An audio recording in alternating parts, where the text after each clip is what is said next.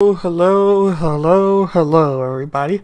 Welcome to the breakdown with Perkinoff, or the breakdown with WB. So today's stream's going to be a fun one, of course, as they're always fun. But unique stream, I guess you could say. So we're going to be listening to a candidate that is running for State Senate District 3 in Texas. And her name is Desarae Lindsey. And we're going to be listening to her be interviewed by somebody and just hear what she has to say about things. And I thought it would be interesting to hear from a candidate. And she is a part of the LP, our Libertarian Party National, of course, and then obviously the Party of Texas, from which I am from. So Mr. Pat Ford is going to be chatting and / interviewing Miss Lindsey here for the District 3 and just her stances on issues, some talk here and there, and information like that. And it was supposed to start about 2 minutes ago, but as you can see in front of you, it has not started yet, so we're waiting for them to get started. Yes, we are waiting for them to get started. Because it is June 25th. So while we wait to get started, we could just chat about some other things, or potentially maybe look into the person getting interviewed, or whatever else we think from here as we wait for it to get started. So I just think it will be interesting to hear from a candidate that you probably haven't heard of. I think a lot of people probably haven't heard of her, especially if you're outside the state of Texas. And even if you are a part of the state of Texas, you may not necessarily know of her either. So I think it's just fun to get more insight onto her, or insight onto the Libertarian Party as a whole, instead of just listening to kind of the mainstream candidates or anything like that. But as we wait for it to get loaded, we can talk about some things here. So I kind of have a question for everybody. So, how do I say this? Those who are in the Libertarian movement, in the Libertarian Party, a part of the community, so to speak, know that there has been a lot of drama happening within the party in New Hampshire and whatnot. I don't necessarily know if they're going to be talking about that in this episode necessarily, because a lot of the drama is resolved. There's still a lot more things to get talked about, discovered, and things to get resolved from it. But a large part of that drama has gone away. But at the same time, anybody who's also been a part of the libertarian community knows that there's a lot of infighting from the movement and people that value being libertarian, that are inside the movement, so to speak, especially on the so-called Twitter. Everybody knows that Twitter itself, especially political Twitter, is very dramatic in a large part, and very problemsome, really, and not something to really have the best of faith, so to speak. It takes a lot of effort, a lot of stamina, a lot of trolling type of personality to stay on Twitter and not be mentally exhausted from being on the Twitter and whatnot. But speaking of Twitter, now that this is a slight tangent, I have started to become a lot more active on my Twitter.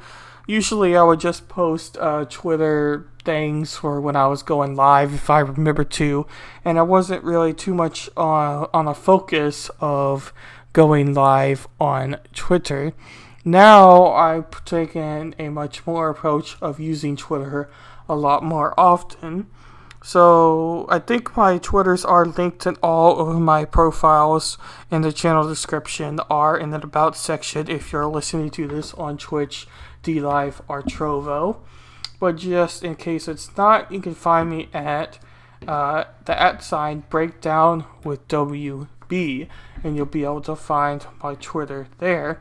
And I also am live on Periscope as well for the content there as well. So, with all that out of the way, I'm going to refresh this page and just make sure it's not on our side. If not, we can keep chatting it up and maybe even looking at some other news topics, because I haven't done my podcast yet for this week, but I do plan to do my podcast tomorrow and at the very latest Sunday, because I do have some things I have to finish up on Saturday, so it may be getting pushed back for Sunday. But long story short, I still plan to do so with my podcast, so we could be looking up some articles and information for my podcast. But it looks like they have just started it up, and I just got a notification here, probably for the live stream. But we're going to close that off, make sure that we could still see everything. So I'm going to quickly retweet this out, and then we can get on to talking.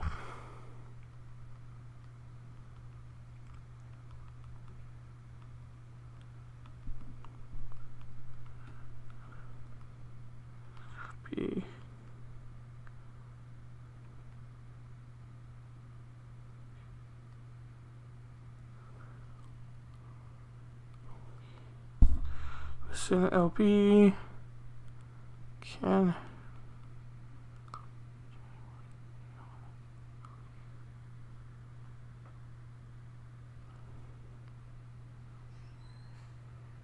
And welcome back to Candidates Corner on LPTV, a production of the Libertarian Party and Libertarian National Committee. Tonight, John Gapso on the big board. And of course, I'm your host, Pat Ford. We've got a few purposes for this show, sort of like a weekly mantra. We want to give the Libertarian Party an opportunity to meet our wonderful down-ballot candidates. From water boards to departments of education to, in this case, the United States Senate.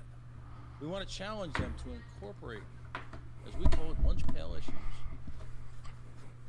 from their voters' perspective, from the prism of their voters' lives, and push them through, if you will, a libertarian perspective. And of equal importance, we want to give the entire nation an opportunity to meet our candidates, to understand that through our statement of principles, through our platform, our mission is enhanced. Our goals are furthered. Freedom in our lifetime, if we understand the necessary relationship between a candidate, say, in New Hampshire and a candidate in Texas. Someone running for, as I always say, and he knows who I'm talking about, for a rail district, a commuter rail district in Colorado, is as important as someone, say, running for the state's House of Representatives in Florida. With that, it is my great pleasure to introduce someone that I am proud to call a friend.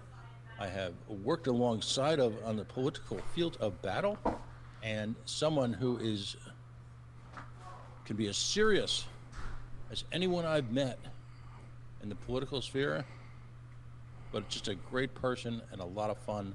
Of course, I'm talking about Desarae Lindsey. Desarae, welcome to Candidates Corner. How are you tonight? I'm fabulous. How are you, Pat? I am. It is magic here, absolute magic. Good. And I have, and I've determined that, despite the, and I'll use the word loosely, heartbreak of the last week or two, you and I are going to, as my daughter would say, have a hell of a good time tonight, because we're going to have a celebration, regardless of what's happening and swirling around us, because that's what's important, right? We're going to celebrate liberty, and we're going to talk about issues that matter, and we're going to be on point, and at the same time, despite despite occasional issue differences, we're going to display, as you like to call it, the love of the liberty movement. How about that? Does that work for you? Perfect. Excellent. So talk to us about your theme. All right, let's get right to it. You know, folks are well acquainted with your involvement in the community. We all know that you've been involved in the liberty movement seemingly for a lifetime. Talk about your theme of love and friendship and you know that magic that you carry with you. Oh, so I think that, and Pat, I know you and I have discussed this before. We're as a country in dire need of a culture shift, and especially after all of the division that we saw happen after the 2016 election, it has become more and more imperative. It always was, and I do believe that the culture shift has always been happening, which I'd like to kind of get back into later. But for me, I think it's about, it's really about changing the just the way people treat each other, talk to each other, and so on. And I believe that with candidates, I think that a lot of the times in our party, we have this idea that we have to emulate the old parties in order to be taken seriously. And I really, really disagree with that. I think the more that we show the public that we're here beside and for them, the more impact we can make, and just being ourselves along the way. I mean, I've made it a goal. I'm going to run a very active campaign, but I've made it a goal. I'm going to dress like I always do. I'm just going to be myself. And, hopefully that resonates more with people. We definitely need to be building bridges instead of burning them. And to me, it's all about the culture shift. And so, that's why we kind of named the campaign Peace and Love Texas.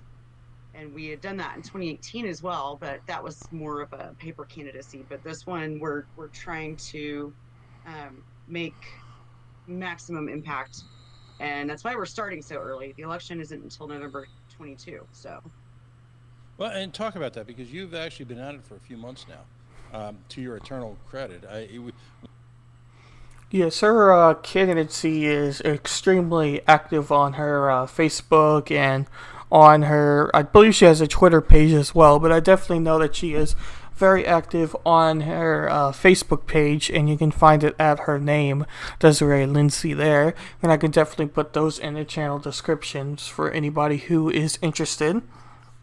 But one of the more major topics here, I would say, is, as they mentioned, she's starting the campaign extremely early, and some people may say that could potentially be a bad thing in some ways, but I think in a large part, the only issue I could see ultimately being a major thing is campaign financing, campaign money.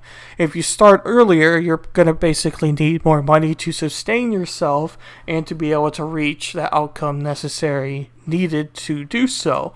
So she could be running into problems with campaign finance, campaign money for marketing, and a high effort of reachability for people that live in her district, so that she can get the votes from them and general reach.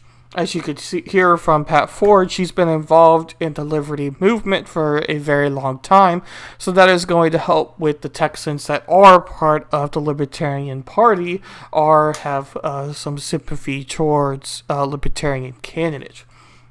Also, I've talked to Desarae a few times on the Discord server, one of the Discord servers I am a part of, and she is extremely smart, and I do think that the way she is managing her campaign right now makes a whole bunch of sense in a way, and she's extremely active on issues that are happening now, issues that are happening in the past, and the core issues she has as part of her platform, such as she had a statement earlier today on the Derek Chauvin sentencing and her perspective that she had with that sentencing as a part of the United States justice system. But we're going to go ahead and let Mr. Pat here. One of our mantras here, our obsessions, is that regardless of what you're running for, again, Water Board, United States Senate, you have to jump on that train early.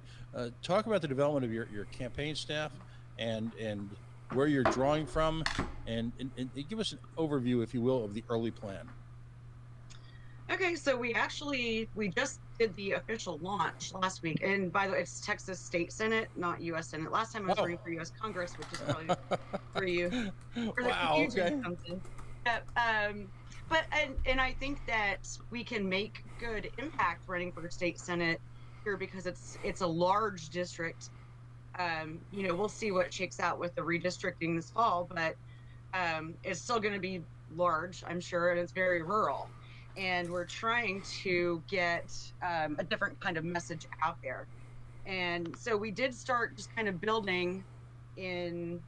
I just had this wild idea. Like, I guess I'm just going to go ahead and run for office, like, I think I'm going to run for ST3. Yeah, that sounds good. And I reached out to one of my state libertarian executive committee reps and was like, do you know if anyone plans to run in this district? Because I think I'm gonna. And he's like, no, I mean, I'd support you, go for it.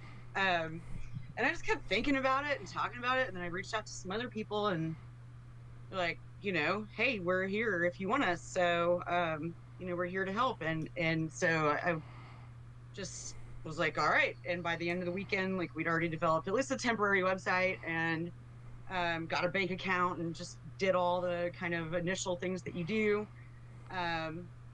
There are some people so as you know, Pat, very well, I was Vermin Supreme's campaign manager for the 2020 convention season. We don't have primaries here. And so those who don't know Mr. Vermin Supreme, he's the guy that has the boot on his hat. And he was known for making campaigns all about, love and all about companionship and all about respecting each other. And in a large way, a lot of people didn't think that he necessarily took his campaigns necessarily super seriously. He was more just trying to push I don't necessarily want to say an agenda, but more of a movement of positivity in politics and positivity in your life, a positivity to share in other people's lives. And but this last campaign in 2020, where he was running, he was a very serious campaign, still with the same sort of messaging about love and respecting each other and whatnot.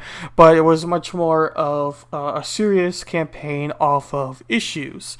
And she was also talking about the district itself. And the district, as you saw with the map that he was showing a little bit ago, stretches across many, many, many, many counties, all the way from Montgomery County and closer towards the Sealy area, all the way up towards the Nacogdoches and Lufkin type of areas. I don't necessarily know if Lufkin is a part of District 3 or not, but that is one of the more major cities towards the east side of Texas when compared towards more of the Houston type of area. But long story short, the district is extremely big and stretches pretty wide. And you want to put it in driving terms, I guesstimate here, but I want to say it would probably be about 3 to 4 hours drive from one of the cities in one side of the district to a city or a bigger town in the other side of the district, just to put things in perspective there. I was able to draw a lot from the network that I met through him, as well as some long-term friends, and then just people that I've known just from being around forever. I have been here for about a decade now, and which is almost a quarter of my life. Blows my mind a little bit. So yeah, we have a pretty eclectic group, and one of my very, very, very dearest friends on the planet, like one of my top 2 best friends of all time, Darren Pollock, is our treasurer, and he had recommended her name. She goes by Penny Lane, which is actually her middle name, Penny Lane. She's a big Beatles fan. Her parents are Beatles fans and so on. And but she's Penelope Clark on Facebook, and I hope she doesn't mind me like calling her out. But she's kind of shy sometimes. But she was on Kerry McKinnon's campaign last cycle, and so Darren connected me with her, and I'd heard about her from Tyler Smith too, who's running for LNC secretary and a really, really good friend of mine as well. And boy, were they right. She has been just a rock star and a massive asset. And Aaron Goss, who's one of my dear friends, has been a huge part of this just from the beginning. We have a really good eclectic team of newer libertarians, more seasoned libertarians, and people that are also outside of the party. And that's something that we are really focused on, is building coalitions with like more issue-based groups and organizations and things like that to try to get our message out there. And especially in a red rural district where, a Democrat ran last time and I had never even heard her name until I went to vote. And I'm pretty educated about who's running where, but I had literally never heard her name. Fun fact, just real quick, I know I'm kind of rambling, which I tend to do. You're used to that, Pat.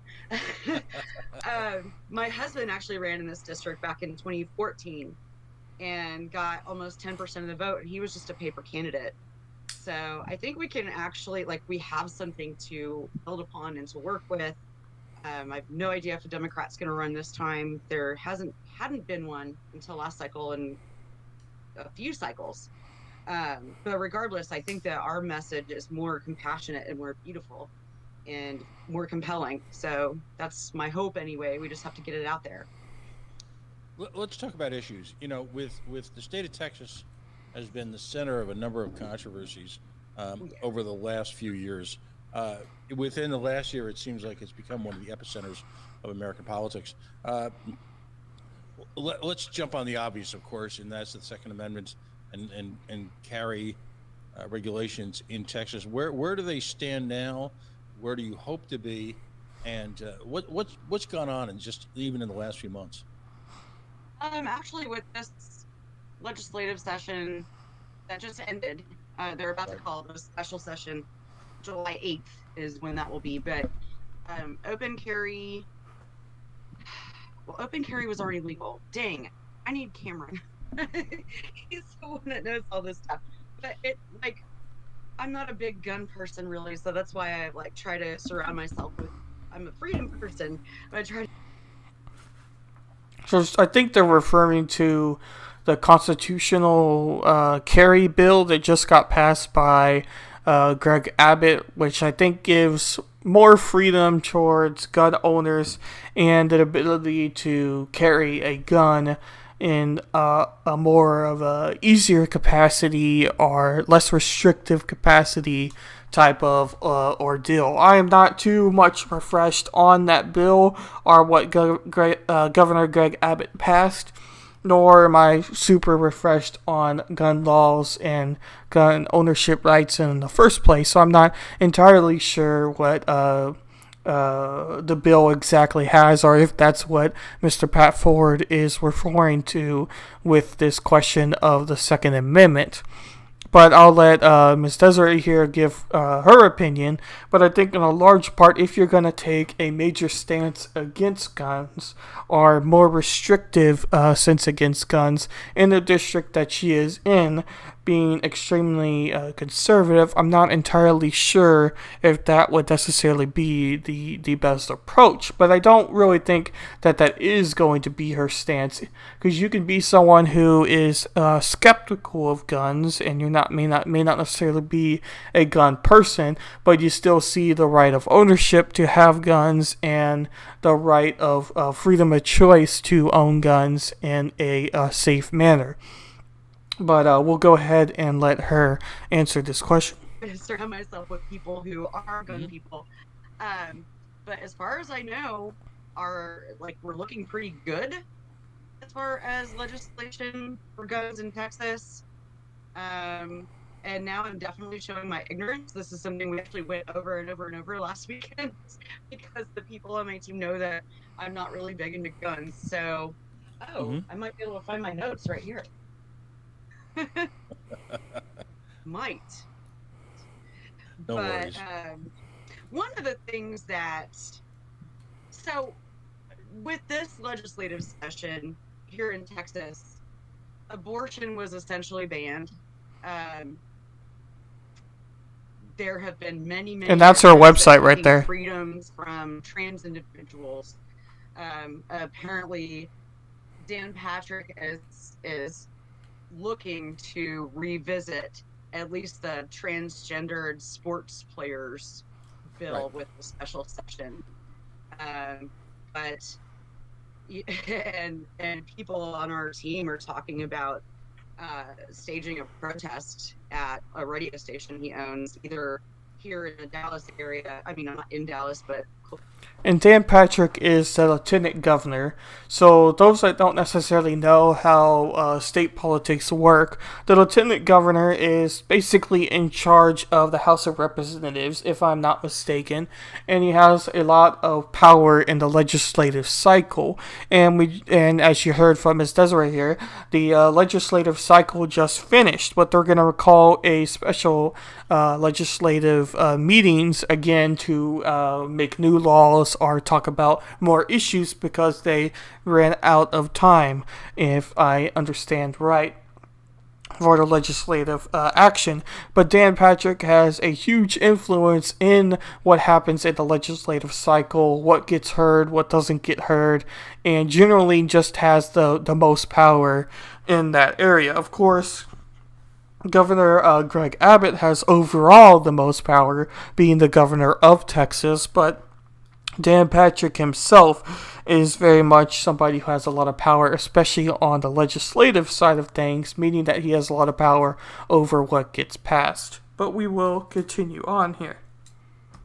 closer to Dallas than I am to Houston, where the other one is. But when we were looking at it, it looks like the Houston one might be better because there's more room to protest. But we tend to go and protest and fly our trans flags high. So that's that. He's just despicable, as we all know. Right. The thing that really I'll never forget, we were on a campaign call actually on Zoom when we found out about the abortion bill, and I just legit started crying, just tears pouring down my face, and I reached out to a lot of my friends that are abortion activists and was like, I'm so sorry I didn't take you as seriously. I really never thought this would happen. And, a lot of the response I got was like, I saw it coming miles away. And I'm like, I know you did. And I'm sorry I didn't listen to you. I should have been fighting alongside you. I just didn't think it would really happen. But it did. Oh, no, I understand. Well, you've got, like I said, you've already mentioned the abortion issue. And it strikes me that, ironically, a state known for freedom, in certain cases, seeks to extend its control. Talk about that sort of dichotomy, that notion that, don't mess with Texas, but we're going to screw with Texas ourselves. You can't do that to our pledges. Only we can do that to our own pledges. I mean, how does that work? What is the real relationship between government in Texas and its people? Forget about the image. Forget about the rhetoric. Yeah. I'm speaking purely from my own personal perspective here, and definitely not for anyone else. I think a lot of people think that we're free because that we're a more free, more independent state. We're a big state. There's a lot of we're largely rural. We do boast, quite a few big cities compared to other states, and just more land mass in general. But we have a kind of the don't mess with Texas attitude. But it's okay as long as we agree with it when the government does it, sort of thing. So that's Right. pardon me, something I see a lot, just a mentality that I see a lot. And that's something, when I talk about the culture shift. Since I live in Texas, I think I could answer this question too. Even though the focus is on Desarae here, obviously. But I think in a large part, Texas is usually a pretty free state to choose, and a state that's very proud of itself. There's a lot of Texas flags that get flown. There's a lot of Texas pride in the state itself and how Texas goes around introducing itself as, so to speak. But I think a lot of times it's like Texas is like many other states, except I think that Texas is very vocal on certain things. if you pick a certain issue, we mentioned already guns and we mentioned already abortion, there is an extremely large vocal crowd of Texans that support pro-life, and there's a lot of extremely large group of Texans that support the Second Amendment in a full fashion. And so those factions of people, or those groups of people, are extremely vocal, and they tend to be the type of people that end up getting in office because they are people that hold these more than larger than life beliefs. Despite Governor Abbott being somewhat of a mild-spoken person, he doesn't really go out and say wild things necessarily, but he's still a figure that generally has a very large presence around him. And that is the same of Dan Patrick, and definitely the same for the Attorney General of the state as well. I think his name is... Man, why did I forget his name? Ken Paxton. So, long story short, I don't necessarily think that Texas is that different than many other states, because there's a few issues that an extremely vocal, large crowd of Texans believe in, and Texas is still a pretty religious state overall. So when you take the case of abortion, it's something that a lot of people are against in Texas, and there's an extremely large crowd of people in Texas that are against it. So therefore, it results in Texans in Texas laws getting made from it. And from a pure liberty stance, I can't necessarily say it for sure, but what she said, she is in support of women's rights, so therefore she would be in support of abortions and not being restricted. That is something I just don't necessarily agree with, really. I struggle over that question, because I just find abortion to be... There's other options, in my opinion, than abortion being the first option. So I don't necessarily agree with the liberty movement fully on that aspect, and probably wouldn't necessarily agree with her fully on that aspect. But we'll just go and let her speak on the rest of this question. That I'm hoping to highlight a bit. Like we have a lot of build the wall, and just a lot of different very vitriolic mantras and perspectives that are touted on the reg. You have to kind of pick and choose what you say publicly carefully, because people might come at you, and you've got to be prepared for that. And I don't mean violently, like that's generally not going to happen, but people get very passionate, and there's a lot of I don't want to insult my state, because I do love it here, but there's a lot of racism in certain areas. There's a lot of just government attempting to impose their morality upon you, which is okay with a lot of, especially the older generation. So yes. No, I understand. I love what you just highlighted. Well, talk to us about your district. I mean, give us the geographical outlines. That temporary seizure I had when I thought you were running for the United States Senate. I'm not sure where that came from, but talk to us. Define the boundaries. Tell us about the major cities. Paint us a picture of it economically, educationally. Draw us a portrait. There aren't really any big cities. So she mentioned that there's rural areas. So just pausing here, Woodlands is a major hub. When you're in the area around Houston, Woodlands is going to be the next major area that is existing here within the district. Tomball is a similar sized town than the Woodlands, but it's much more of a country area, but not in the way of having a whole bunch of cows or a whole bunch of horses or ranches, just more of houses spread out a lot further, not as rich as an area as the Woodlands is. Spring, Texas is over here. Spring, Texas, again, is similar to Tomball, but you can see that this district is avoiding the Houston area. Katy, that it touches a little bit, and Sealy, that it almost touches here. Katy is a suburb of Houston and has a lot of people. They're one of the more fastest growing districts in the United States as far as schools go. They're having to build multiple schools because of running out of spaces to put students because of the pure size that Katy has.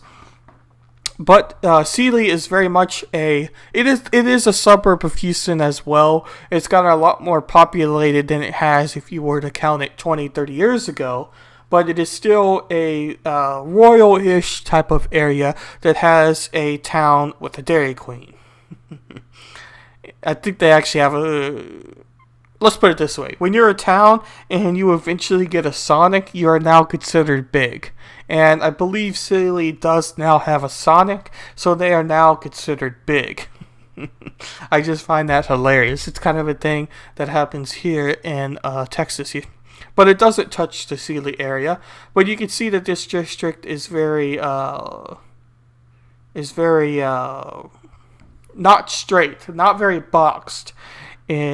Not a very boxed district, and it happens quite a bit. Some people could say that this is gerrymandering, and I would have to look at the data to be able to tell if this is gerrymandering. But just from looking at the areas that it is over, it is definitely catching royal and very country-ish type of areas. Areas that are definitely going to lean red and definitely going to lean conservative and are definitely going to lean Republican. As you can see here with Magnolia being a relatively big area that has some cities, some high population areas, but is extremely country. All the way over closer to Keenwood and around Conroe, that is much more of a royal area, such as Lufkin. I believe Lufkin is a part of it, if I'm not mistaken, but I could be wrong. But around that area. But we're going to listen to what she has to say about the district and the type of people that live in it. I just thought I would give my insight just a little bit here. It's a pretty, very strange and mostly rural district. We do have a couple kind of medium-sized cities, or a few of them, but it goes all the way from, where I live is just an hour from Dallas, and I'm kind of on the cusp of East Texas, as it were, and goes all the way towards down by Houston, including just I think it's a third of Montgomery County, which is probably going to be one of the more populated areas of the district. It's definitely rural. We also Nacogdoches is in our district. Bryant, we have some college towns in our district, and those will be a heavy focus for us as we go along. Angela Fisher had done a bunch of just really, really, really in-depth research on the district. Nacogdoches is where SFA is, or Stephen F. Austin, and that is also where I am going to school. So she is a part of the district that I am in here, and that is also why I was real interested to react to this live, listen to her live, because I have followed her on that Discord server, have followed her on her Facebook, have followed her on her, well, I haven't followed her on her Twitter yet, I should probably do so, but definitely follow her on her Facebook and the Discord server. But as she mentioned, Nacogdoches is definitely a college town. I don't think that she crosses over into College Station, where A&M is, Texas A&M, and they are a huge population, huge college town. Nacogdoches is considered a medium-sized college, but it's definitely got a decent amount of college-age population, and she is definitely running a campaign that is probably going to attract more younger voters than it would attract the older, royal, set-in-their-way voters in the county. Because she's just kind of... Or in the district, really. And, it's really mostly white. I mean, Mhm. which I guess isn't shocking because it is pretty rural.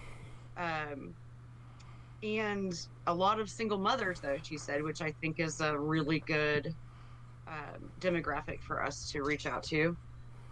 And in fact, that's something that she had wanted us to focus on. And um, it's in dire need of a culture shift. You know, if you can recall, like Jasper, Texas is in this district, and everybody knows what happened in Jasper, Texas. So, Hmm. uh, Well, tell us, bring people up to date.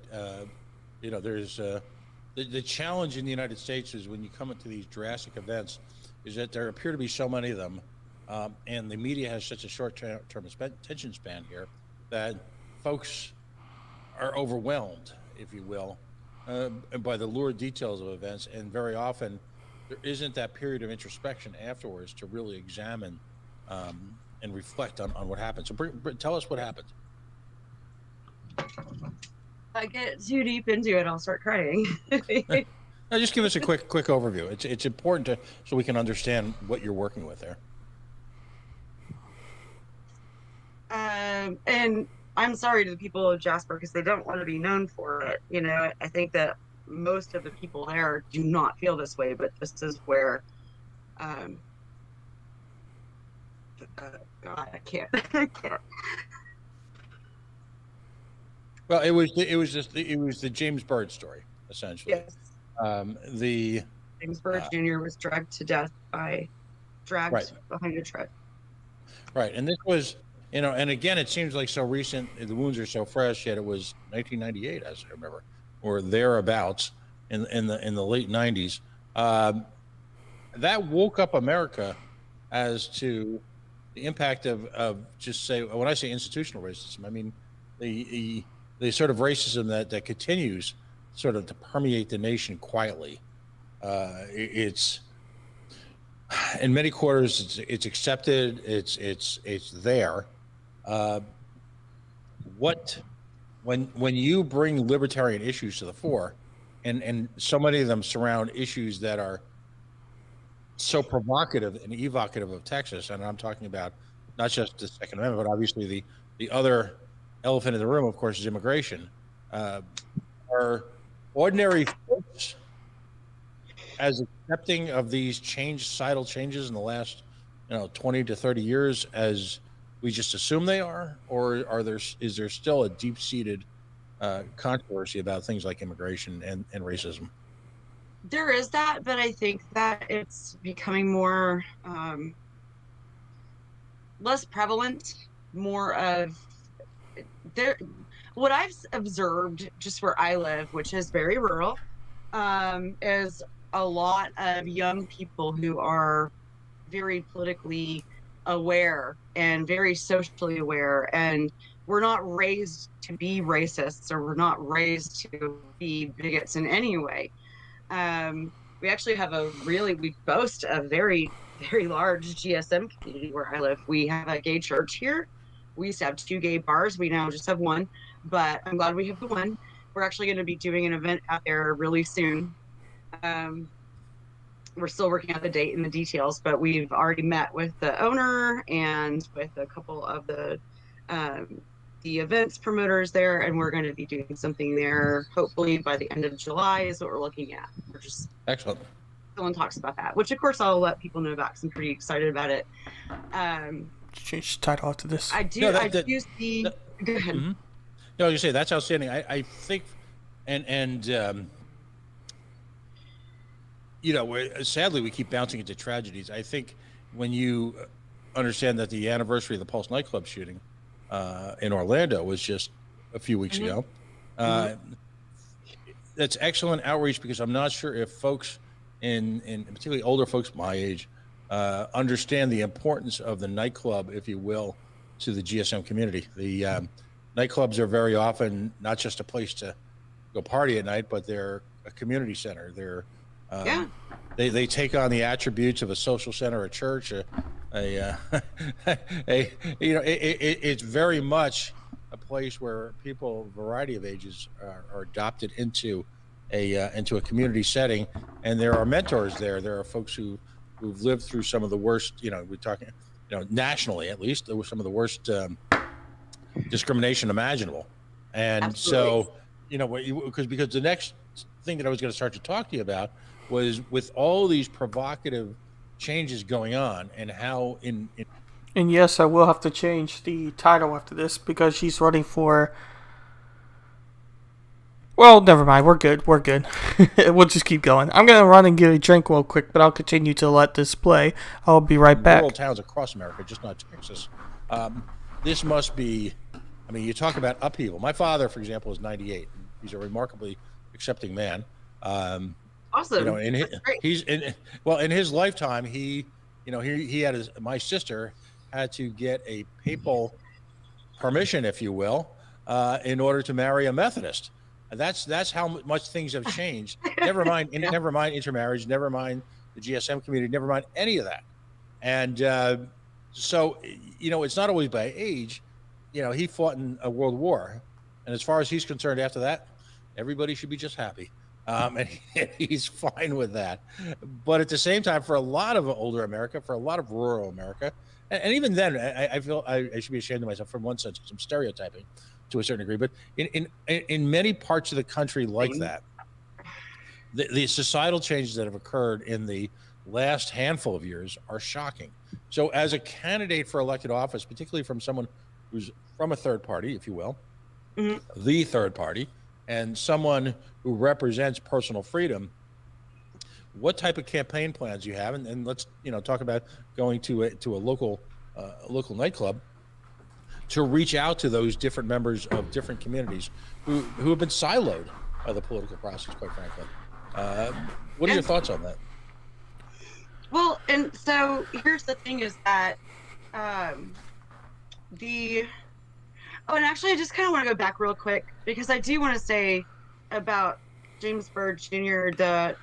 I know that the community of Jasper is really embarrassed about that, and I don't want to make it sound like they're still like that. I'm sure there are a few assholes or whatever, there always are, but I think that they did a lot of work to heal as a community and to do and be better. And I just want to shout that out. I don't want to make it seem like, oh, well, they're just backwoods rednecks or anything like that. But to address what you're talking about now, what I would really love to do, and I kind of felt emboldened, it was my friend JC Cook, who I see commenting on here. He's one of my best friends on the planet. It was his idea to say, we thought we were actually about to get kicked out of where we hold our county party meetings. Turns out we weren't, thankfully. But there was somebody that was very disruptive, and they had an issue with that. And so, we got a stern talking to. And so JC was like, if we need to move, we should move to the gay bar. And I was like, oh, that's amazing. That's great. But why didn't I think of that? But we do meet at the Cedar Creek Brewery here locally in Seven Points, Texas, just the next small town over. And they've been so good to us. We started holding our meetings when we had organized officially back in 2013, they had just opened. So it's been a very supportive relationship the whole time. So fortunately, we didn't lose that. But we would like to do events at the gay bar here. They do drag shows every Saturday. It's so much fun. They do, I guess they just started doing live music on Fridays. So that's exciting. And so what we're looking at when we had first met with them, we were just going up there to talk to them to say well, hey, we're looking to just maybe just show up and we don't want to be rude to you, your staff, your guests, whoever, and just show up and start passing out political literature. But they're like, well, we could do something else if you want to, and if it works, it works. But, they also don't want to be seen as partisan in any way, which I totally respect. And I'm rambling again. I'm sorry. I tend to do that, but no, this is important. What you're reflecting the realities of campaigning in America today. There are a variety of groups that have become organized and very often radicalized because yes, Pat is great as or well. They've been stereotyped or they've been just, to make it even more simple, they've been taken for granted in the political process for years, and the GSM community is part of that. And there's strong roots within the Democratic A wonderful Party, rambler. the GSM community, because of the very often incorrect assumption that the only people that care about them are Democrats. And Right. I think, I'll say this, I'm not going to ask you to say this, but it's in my humble opinion that, quite frankly, the Democratic Party at large were shamed into, literally, ironically, by Joe Biden, were shamed into accepting marriage equality. They've given lip service, if you will, to many of their concerns. For example, trans rights. For example, self-defense. With the violent crime rate against the trans community being, 800 times higher than that of, just run-of-the-mill folks who, blend into the background. It's astonishing that no one ever has had on a national level a serious conversation about two-way rights and how they impact the GSM community, and most importantly, if you will, just because of the sheer statistics, the trans community. It's all credit to JC and credit to you. I mean, if you could dive right into the heart of that which the establishment takes for granted, and that the establishment assumes, and you know what that means, assumes is under their philosophical control, then that's the kind of smash mouth in your face campaigning that needs to take place nationally. We have to go where we are either not accepted, not liked. We are often confused with, if you will, the dreaded GOP. I don't know about your section of Texas, but I've about had it with Liberty Republicans, or even worse, libertarian-leaning Republicans. I've about had it with that. And so, I mean, how, in a campaign like no other, how are you ready to just dive in and confront the stereotypes of libertarianism and actually address the disparate needs of a community? So before she answers, I just want to comment on what Pat Ford's saying here. Ultimately, I don't necessarily think that he is that wrong, really. One of the things that a lot of libertarian historians have said, because the party isn't just in the past 6 years or whatever, you might have heard of Gary Johnson or Joe Jorgensen or maybe Spike Cohen, who were relatively popular in these past general elections when compared to past statistics, but not extremely as popular as candidates like Ross Perot, who was not a libertarian, but gained a significant portion of the vote in that general election. We all know about that, especially the people that lived during that vote. But ultimately, I think that that's one of the things that the Liberty Movement itself has been very proud of, because they were very much for equality across all boards, from the LGBT movement to the marriage equality and things like that. But I think that's just probably what you may talk about a little bit, but I just thought that was a good point he had, because in a large part, you can see both parties really trying to persuade their voters, persuade the people that are within their party to do a certain issue just so that they gain their vote, but they don't necessarily mean it, or they never do it. With the Republicans, in a large part, it's abortion. They'll say that they're going to end abortion, but they never really do. For Democrats, it's a large part of equality for the black community, or more freedom for trans health and things, but nothing happens, because they want to dangle this carrot so that they keep continuing to get the votes, but they never eat the carrot. They never give you results from it. But we're going to go ahead and let her answer to this question. Community like yours, which sounds like everybody else in this community, really complicated once you get beneath the surface. So,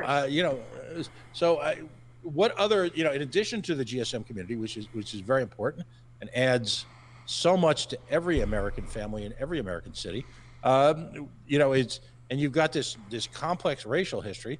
Yes.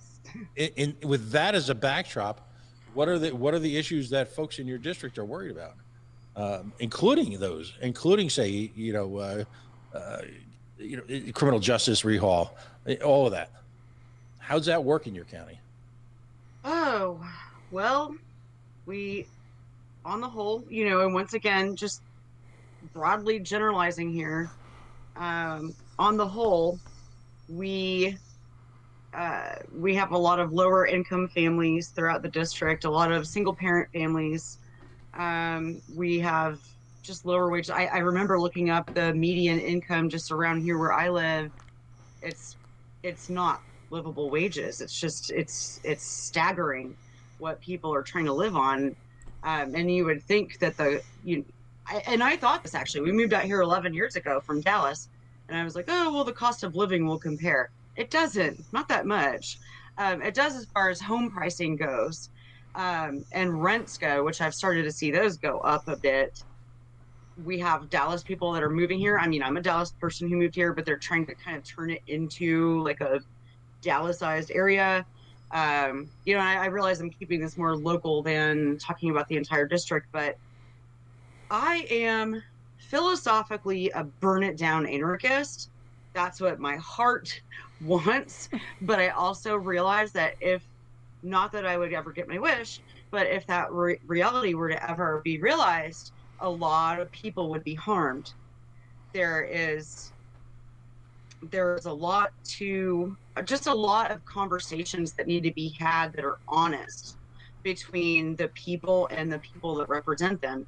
And these people need to actually represent them, their interests.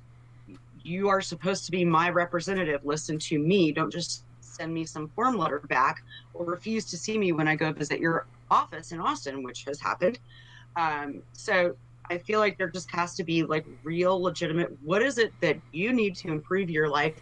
We need to improve communities. We need to be pushing more mutual aid types of, just get that perspective out there, get more people engaged in that. I'm part of the Vermin Supreme Institute, as you know, and our public works director, Chris Rogers, is a good friend of mine that I've known since I was like 19. I'm 43 now, so a long time.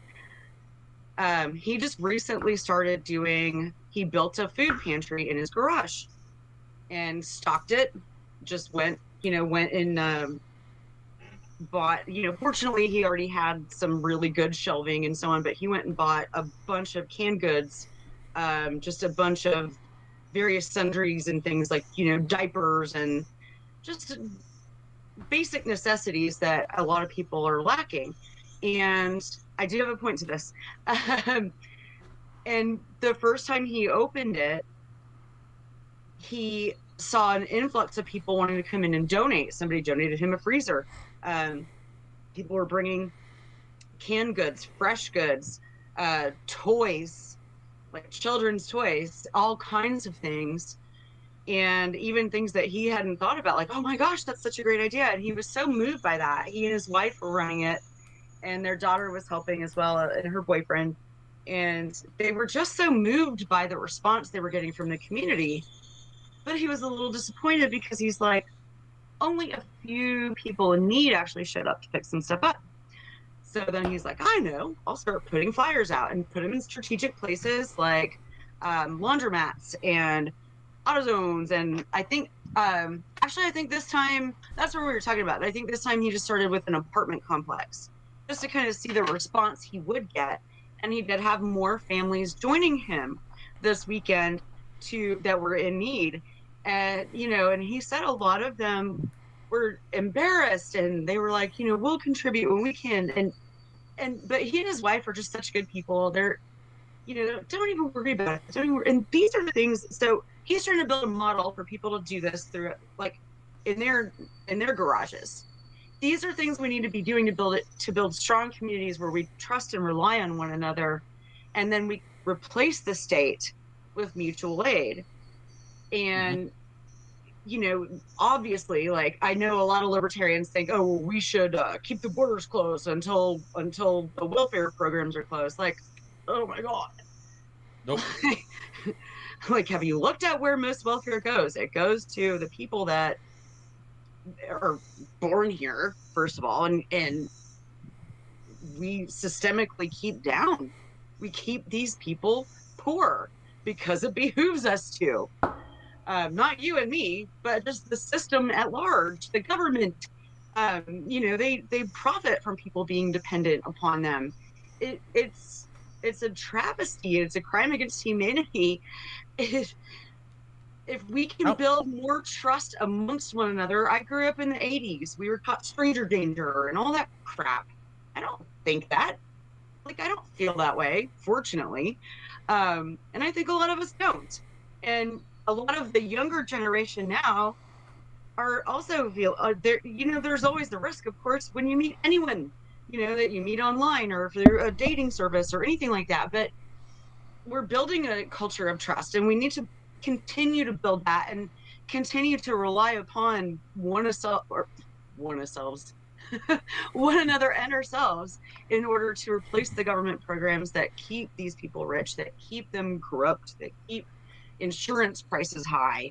That's a whole other issue, but it's fight poverty, not the poor, JC said. Absolutely. And he puts things more succinctly than I do.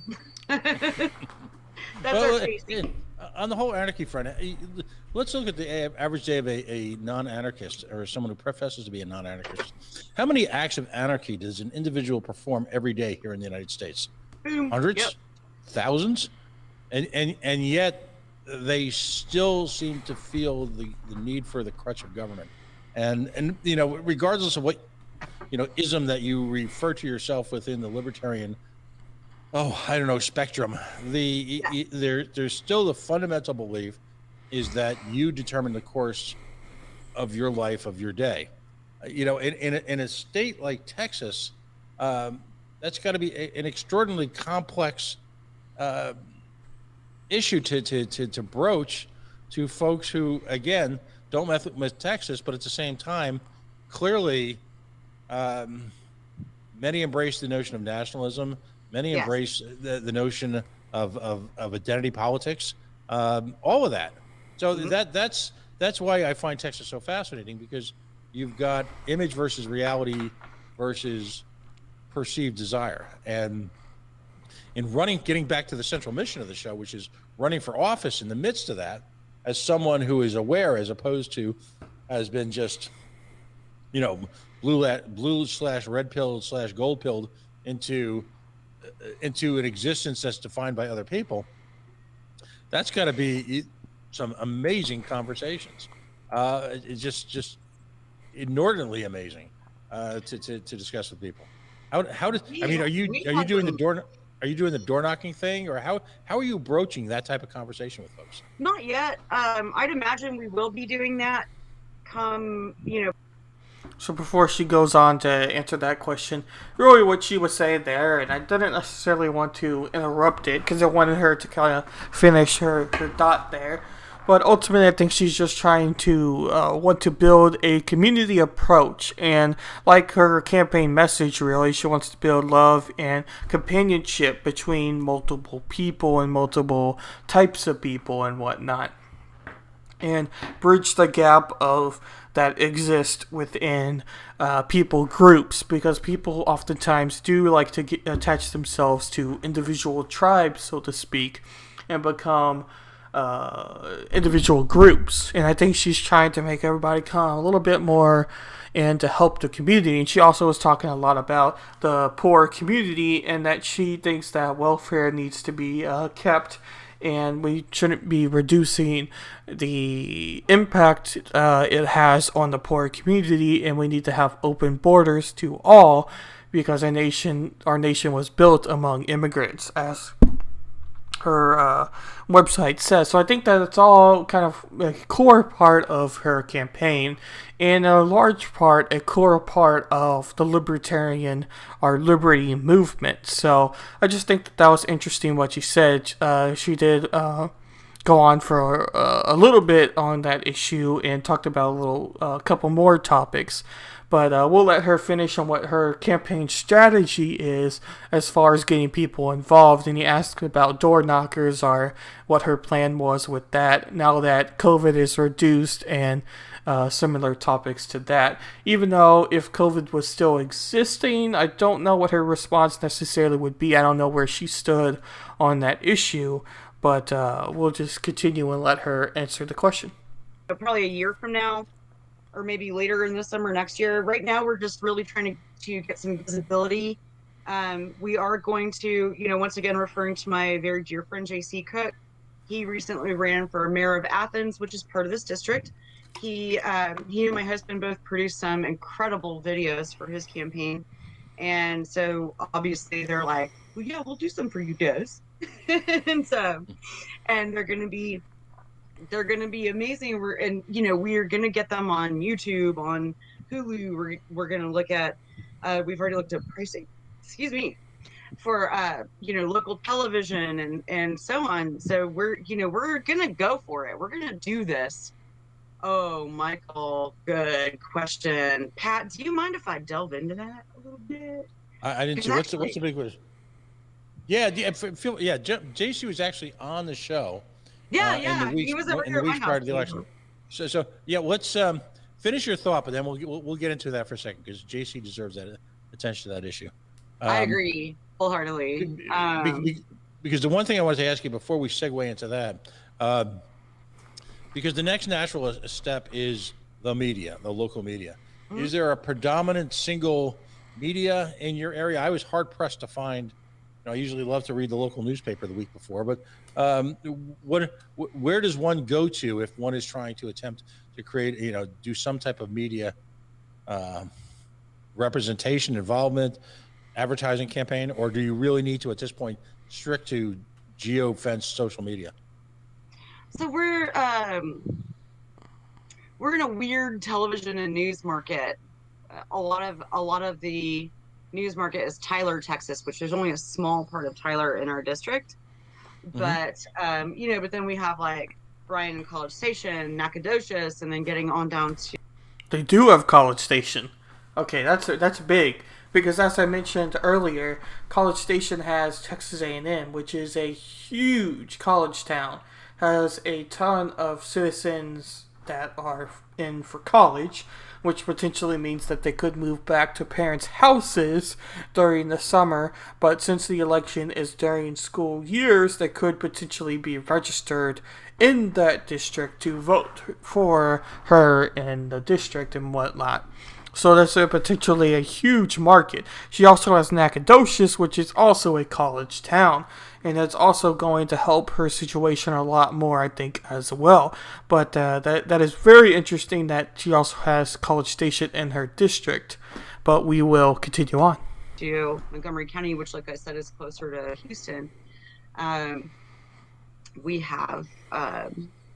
also have the Dallas news circuit, but we're just in a weird area, like exactly where we are, like on the cusp of East Texas. So like where I am and where JC is, like on the cusp of East Texas, but not really East Texas.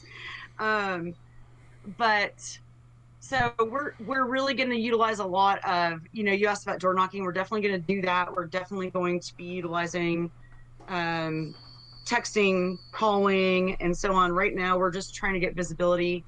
There are a couple of prominent local papers here. Athens Daily Review is pretty popular where I live. And then Tyler Morning Telegraph, I believe. When we had Vermin Supreme out here, he was actually in a neighboring county, but it's still, the East Texas area or whatever. We actually had quite a bit of press show up, and I just... I'm sorry. I'm thinking, how does Vermin Supreme, and I consider him a pal. I really enjoyed the time we spent when he came to Boston. I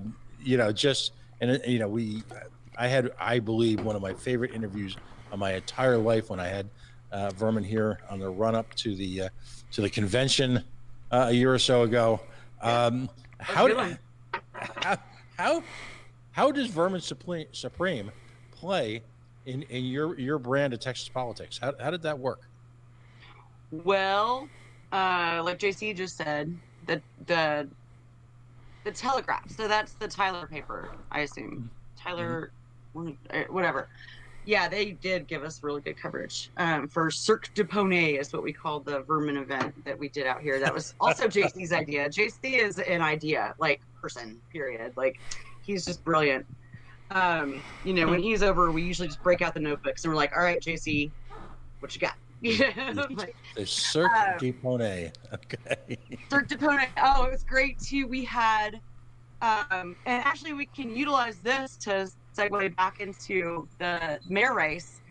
We had a really great event in Ben Wheeler, Texas, at the Forge. It's a really beautiful venue, and in fact, Tyler and I are going out there tomorrow to hang out with another couple friends of ours for our anniversary,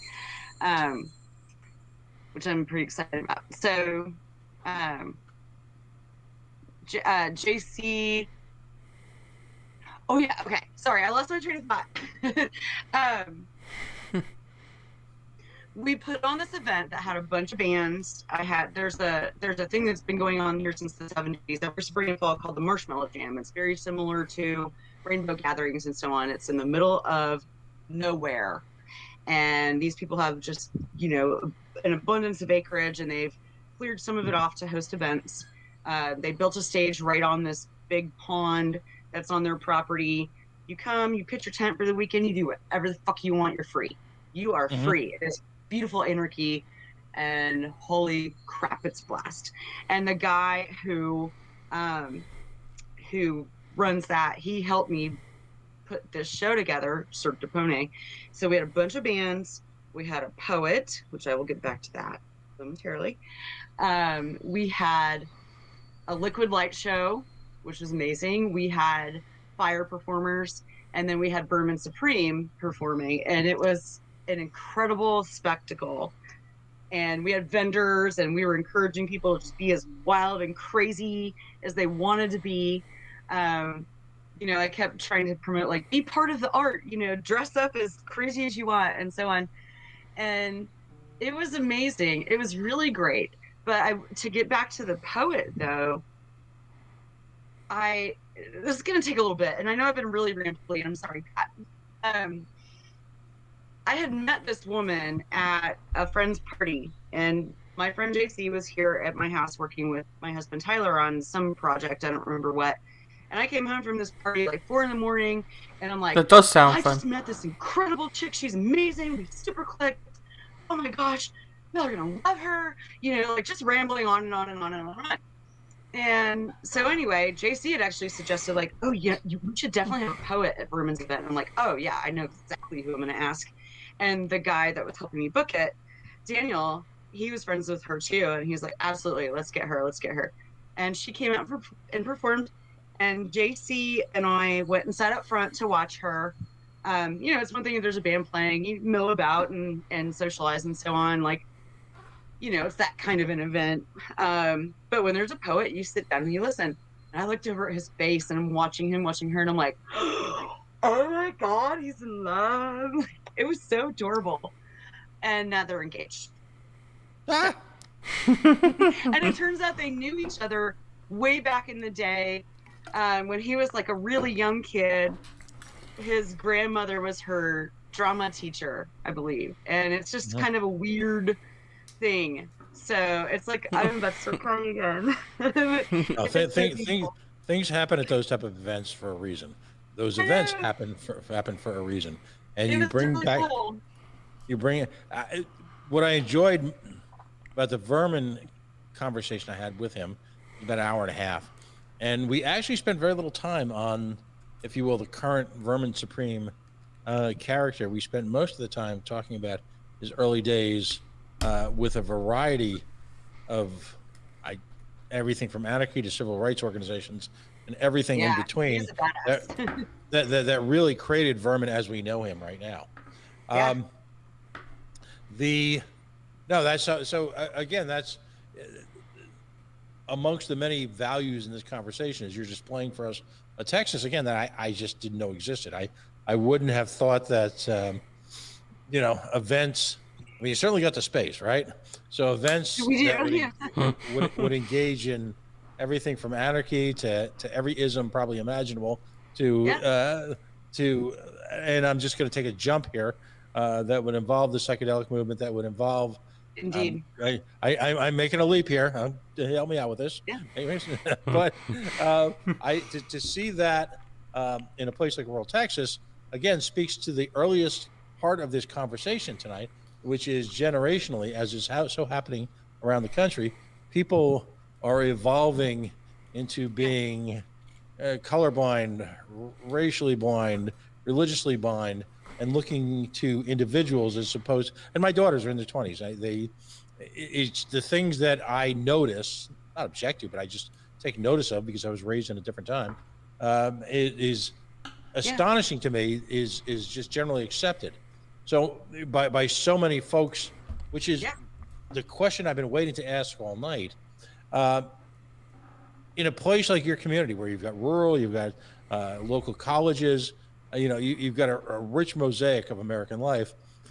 It strikes me that being sort of uncompromisingly, unapologetically, inexplicably, verifiably, demonstrably libertarian and free, with a healthy dose of anarchism thrown in just for sheer effect, is a way of actually bringing to the movement the people who are truly attracted to it, as opposed to trying to square peg round hole a generation for whom liberty will mean nothing more than an etched in wood drawing. And I want to believe those amendments that I want to believe, as opposed to the amendments you want to believe. Yes, exactly. Is exactly. that where the opportunity is?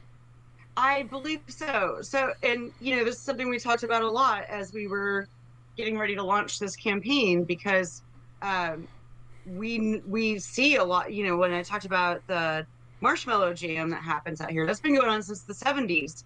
And you mentioned psychedelics, which, as you know, I'm a huge proponent of. Terrence McKenna had actually said he believed that the culture shift that was necessary started happening in the 20s with the Beat Generation. And, I'm still thinking about that. I think that that's true, but then the 50s happened, and there have been a lot of setbacks, but just the people who are ready to be more aware and be more participant, instead of just following the status quo because that's easier, or because that's just their upbringing, or what they believe that they should be doing, and so on. The Beat Generation was something really special. And I think that, we're kind of witnessing that. And so when you go to Marshmallow Jam, you see a lot of people that are very, very young, half my age. My son is 24. I'm friends with people even younger than him. We have a campaign staffer who's younger than him.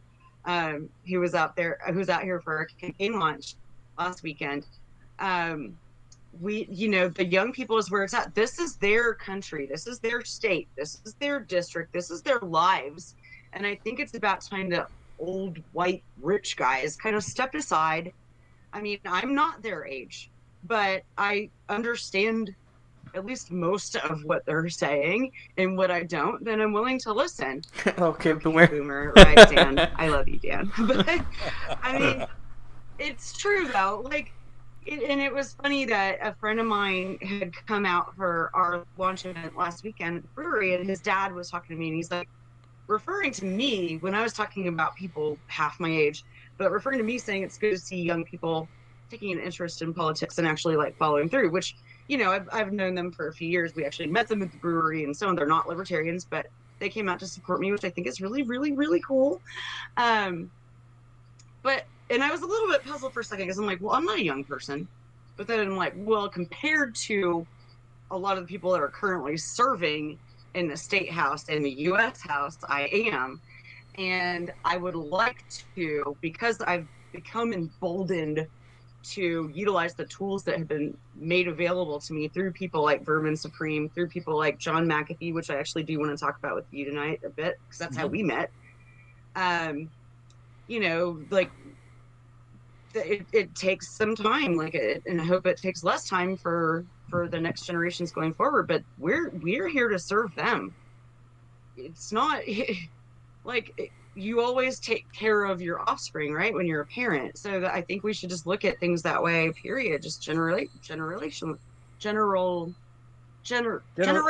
Oh my gosh. Well, we don't have a lot of time left, but Okay, let's great. first of all let's talk J.C. Cook. Yeah, What can we happened do there? that? Yeah. First of all, and then we need to talk. We need to talk about John McAfee. We do. We do. So what happened with J.C.? He runs a noble campaign.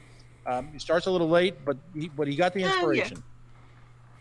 So they're going to talk about J.C. Cook, and I don't know anything about this, so I'm going to be learning a lot of stuff here as well. I just wanted to talk about what you mentioned there. So personally, I used to have a very hard time with drugs, and used to be having a very conservative stance on it. Now I think I'm more of a choice where if you choose to do so, then you can. Will I personally choose to do so? No. Personally, I don't necessarily think that drugs do good. I think they do more harm than good, but it's all up to for the individual to choose if they want to partake in that or not. That's kind of where I think I stand now. So I'm not full blown into it, and probably not going to take any of the hardcore type of psychedelics or anything like that. But that's not really the main point there either. But you talked about that event. That also sounds very fun, but I don't think I have too much necessarily to add to that. So we're just going to keep going and let her answer this question here, and we'll be learning things together, and we'll continue. And he worked it hard. He did, and he found out like kind of towards the end of the file deadline, actually, like, oh wait, there's nobody running against the incumbent. Exactly. Well, I'm going to do motivation. it then, screw it, like that kind of thing. I want people to have a choice. You shouldn't just have the incumbent. And so, he made the choice right then and there, and especially because it was kind of late in the game, to not raise funds, to just kind of do and be like what he is, and to present his ideas to the community. He did a really good job with that. He made some really, really beautiful videos. They actually did really well. Especially within the community. He went to a couple of the local events, spoke to some of the like a pastor at one of the churches that's in the southern part of Athens, that's the more kind of less affluent area, if you will. They were impressed that he was there helping, whereas the incumbent Monty Montgomery was not. And so we did see a post on Facebook not long before the election that his wife, Monty Montgomery, the incumbent, his wife did this whole, people are asking me why we're putting up signs for Monty. You might not know, but other people, or there's someone else running against him. And, the future of the children of Athens is at stake. And it was like this kind of dramatic thing. And then there's a screenshot or a photo of Monty looking all nice and respectable and normal, like a good old white guy. And not that I have problems with old white guys. I have a lot of old white guys in my life. Some of your best friends are old white guys. You know what I mean, though. Establishment old white guy. And then JC, like, looking like this or something, like, from one of his videos. And it was meant to make him look silly and like a joke or whatever, but it was actually pretty cool, I thought. And we saw that, and we were really hurt and angered. We were like, why? Like, JC only said positive things. Like, why would his wife say something like that? Horrifying. And anyway, he wound up getting 14% of the vote, which is really, really, really badass. And then... Exactly. But then, less than a month after the election, JC, I got gaslit by his supporters for defending myself from that nonsense too. He did indeed. Oh, it was a fiasco for a couple of days there.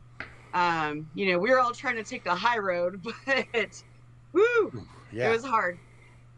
So less than a month later, he gets arrested for solicitation of a minor. Oh my God. And it was part of a Texas DPS sting. So as my husband had pointed out, they knew about this while the election's going on, still let him win it, and then waited until afterwards to arrest him. So they knew some corrupt fucking nasty pervert is running. And anyway, like, I know, like, innocent till proven guilty and so on, but like, they got him in a sting. So, draw your own conclusions there. But, like, we're sitting there going like, and JC was the threat to your children? What the fucking fuck? You know? Rich is the irony. Oh. Indeed. And yeah, JC, one of us is definitely a danger to children. Indeed. And so they let that happen. And JC was gonna take a stand and say, like, hey, we should run a special election, which I believe is permitted by the city rules, but was not, like, they went ahead and appointed somebody from the council like within a couple days. And I love you too, Ashley, so much. And then I don't know. I haven't heard anything one way or the other about who they appointed for city council to replace her. And to me, I feel like that's unfair because they're going that route. They're appointing rather than holding a special election. And it's not fair. JC tried to fight it, but he lost.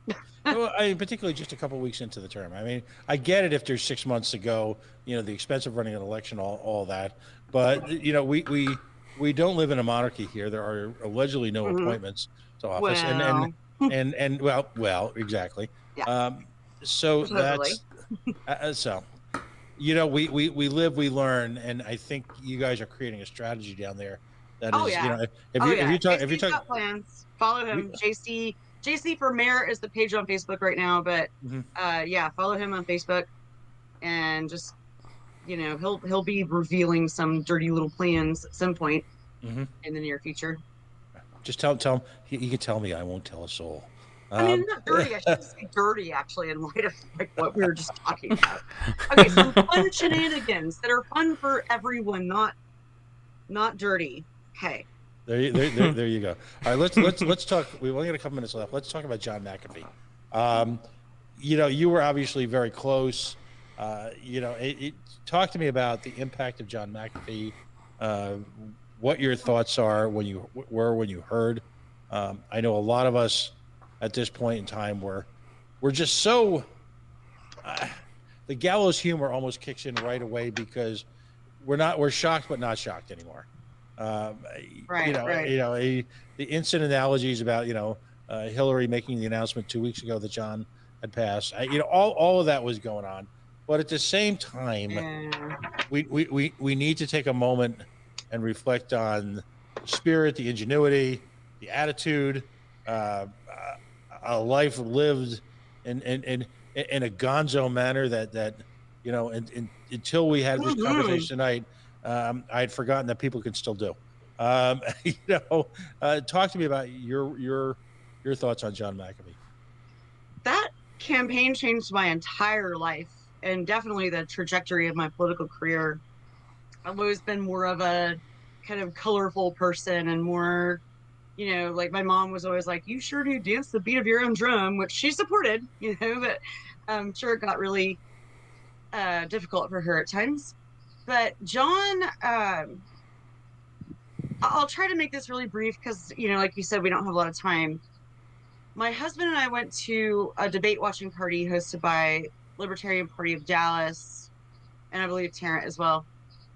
And it was when they were doing the Stossel debate, and we were just quiet going home going like, we've got to do whatever we can to get this guy elected. Like, oh my God. It was the passion. When I first found out he was running in our party, I'm like, hey, great, there's our Donald Trump. Yay. It wasn't that.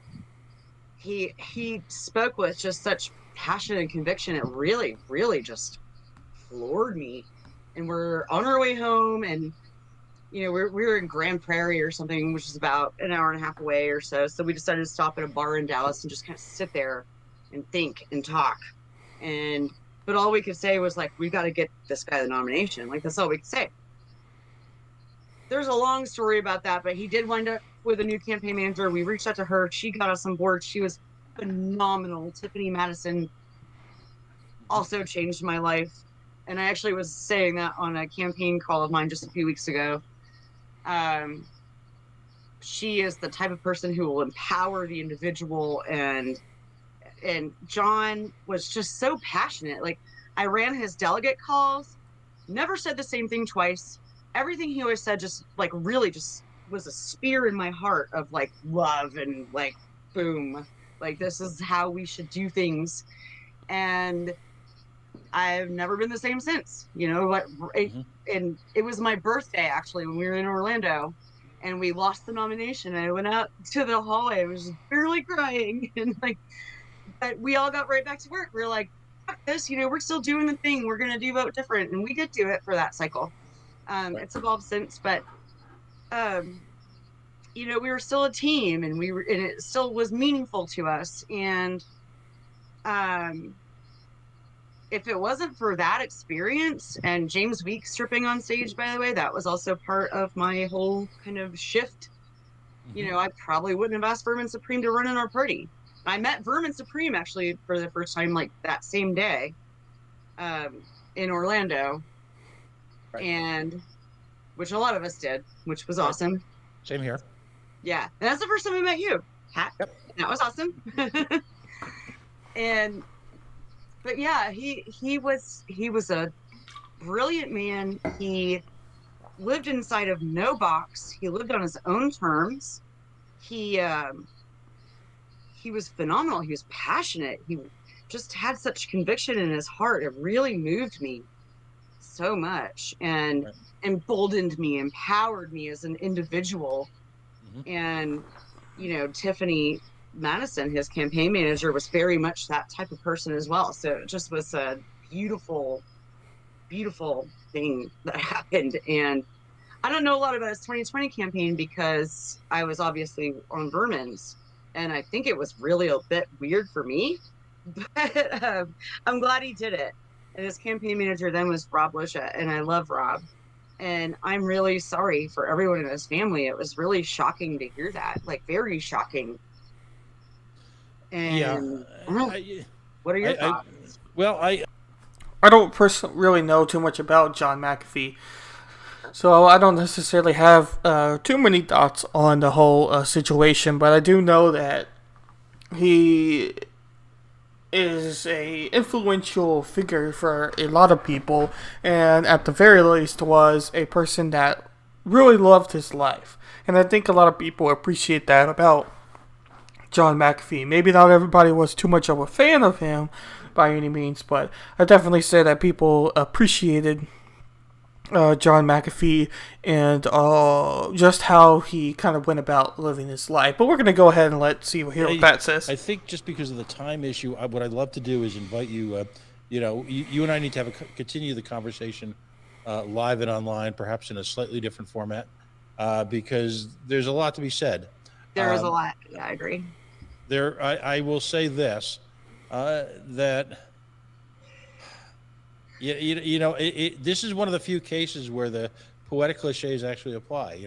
The story about the man who lived on his life on his own terms, the man who found both prominence and wealth and success and despair in his own brilliance. I mean, this is an individual. If you had the opportunity, as they might say in some bad high school poem, to orbit around his son, you emerged different. You emerged differently.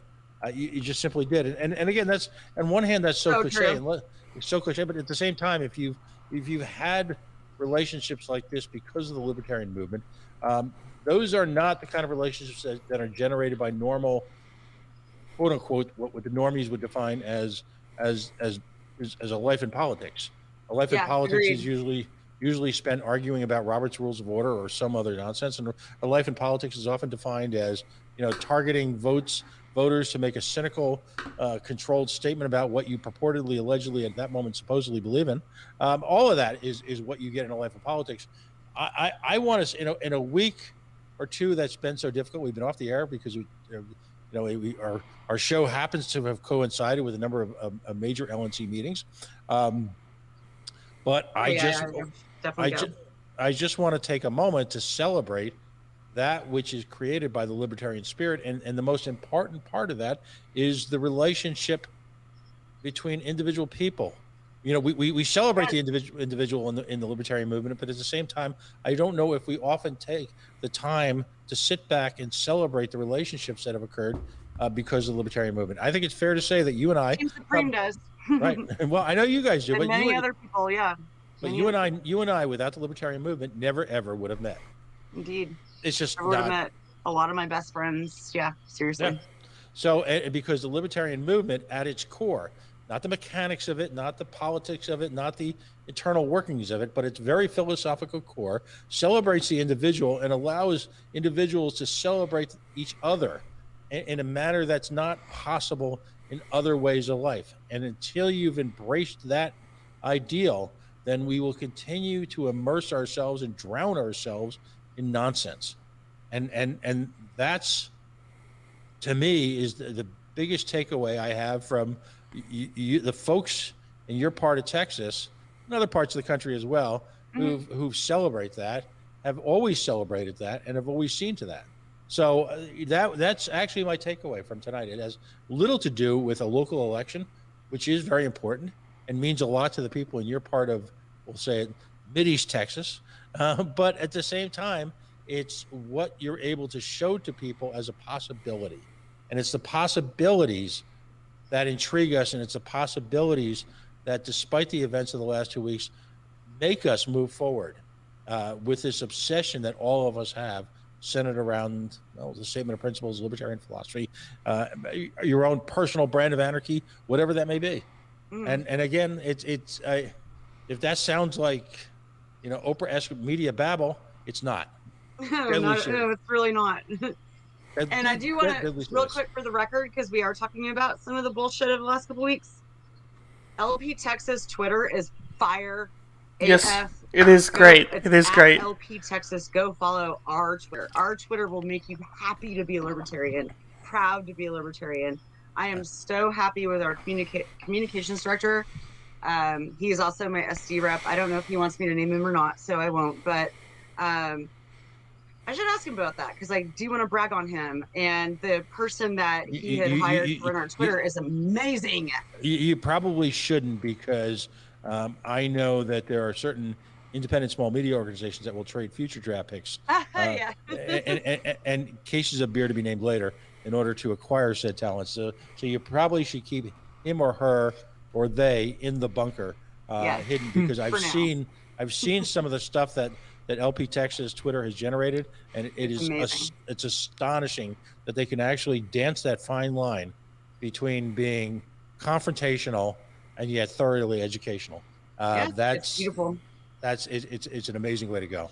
We can be proud of. All right, time for shameless self-promotion.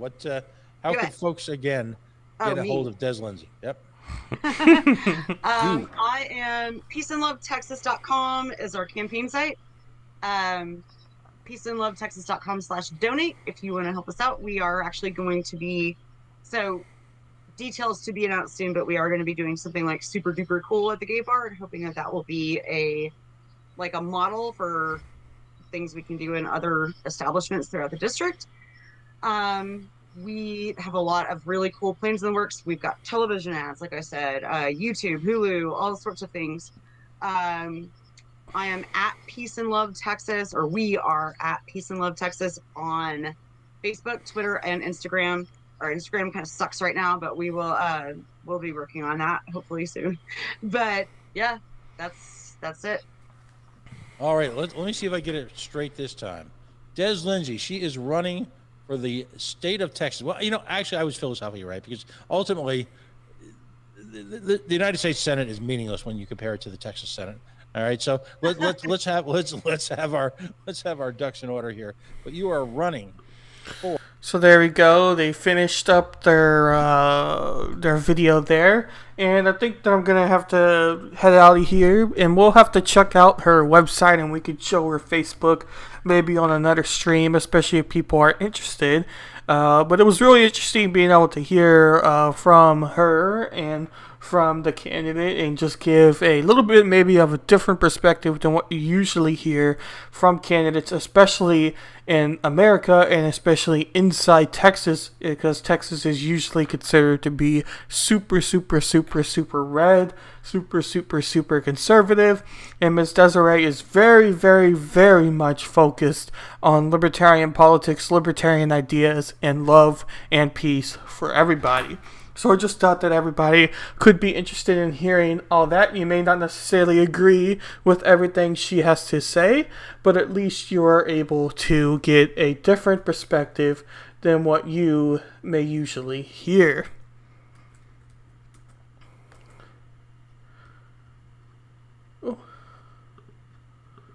Alrighty, well, that's interesting. 1 second, everybody. I'm going to see if we can't get a raid to work. 1 second, everybody. 1 second here. Nope. The...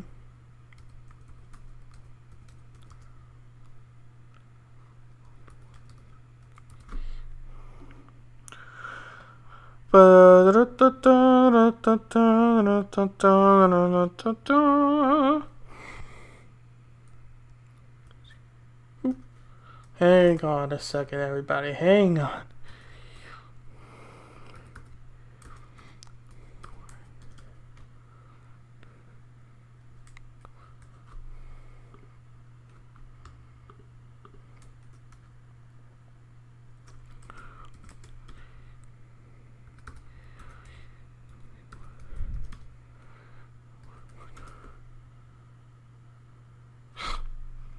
One second. We gotta put in this code here so that we will be able to get our raid in hand. And once we do this, it should keep us logged in for the other times for when we can do the raids. But now we should be ready to go as far as our analytics goes here. So let me scoot on back, and we're gonna raid another libertarian show called the Freckles and Brit Show, and they have a couple of other guests on their show right now.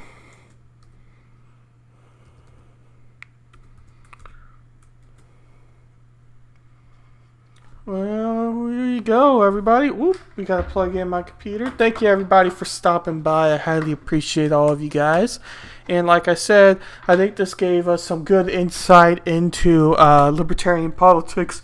Maybe some ideas you aren't usually interested in hearing about or haven't heard of, especially from a state like Texas, as I mentioned before, and especially if you live in this area or at least somewhat concerned with different politics, because yes, Texas is conservative, yes, Texas is very red, but there are still other ideologies that exist. I'll catch you on the next one, and I will most likely be doing my podcast on Sunday, potentially Saturday, but most likely going to be Sunday. So I'll see you then and catch you on the next one.